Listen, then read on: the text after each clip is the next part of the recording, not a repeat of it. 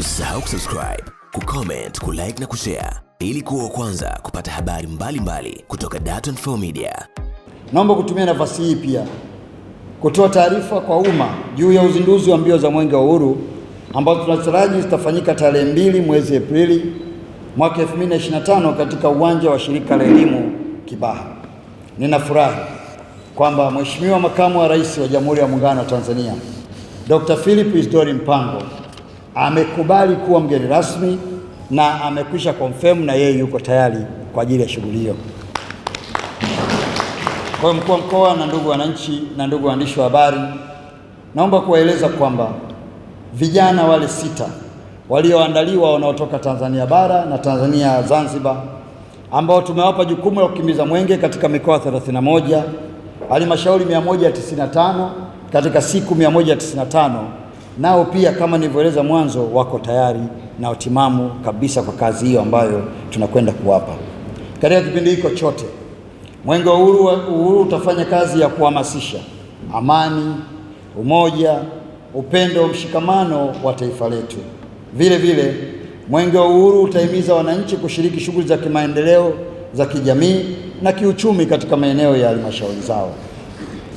Mwenge wetu wa Uhuru mwaka huu unabeba kauli mbiu ambayo inasema jitokeze kushiriki uchaguzi mkuu wa mwaka 2025 kwa amani na utulivu.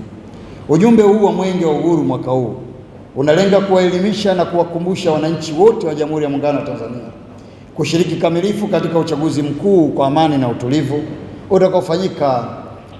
utakaofanyika mwaka huu. Ndugu waandishi wa habari, sambamba na ujumbe huu wa Mwenge wa Uhuru, pia Mwenge wa Uhuru utatumika kuelimisha wananchi katika maeneo yote ya nchi yetu katika masuala ya kisekta na kisera katika muktadha wa kitaifa na kimataifa, ikiwa pamoja na kuendeleza juhudi za kupambana na maradhi yaliyotishia ustawi wa watu wetu kama vile ukimwi, malaria, kupambana na matumizi ya madawa kulevya na vitendo vya rushwa. Vile vile katika halmashauri zote mwenge utakapopita utaendelea kuwaelimisha wananchi wetu juu ya umuhimu wa lishe kwa afya iliyo imara. Ndugu waandishi wa habari, Mwenge wa Uhuru umeendelea na falsafa ya kumulika ndani na nje ya mpaka yetu na kumulika uovu katika jamii, ikiwemo maadui, uzembe, kutowajibika, vitendo vya rushwa na ufisadi katika miradi ya maendeleo na huduma za kijamii, ambayo imefanyika kazi ya kuratibu na kutathminiwa shughuli mbalimbali za kimaendeleo zinazofanywa na wadau wa maendeleo na kukusanya taarifa ambazo zinahusu changamoto zinazowakabili wananchi, ambao zinasaidia sana serikali kupanga na kutekeleza mipango ya maendeleo kwa wananchi wake.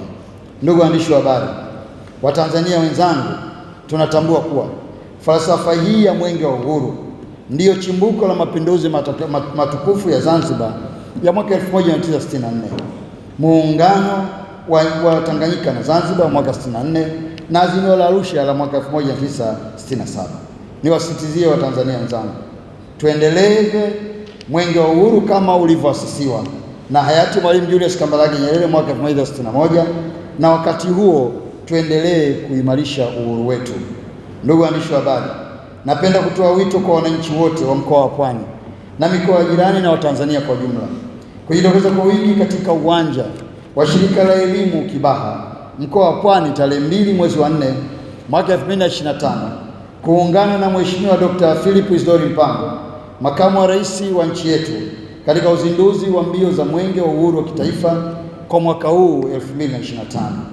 Ninaomba niwatakie Watanzania wote afya njema tunapoelekea katika shughuli hii ya uzinduzi wa mbio za Mwenge wa Uhuru mwaka 2025.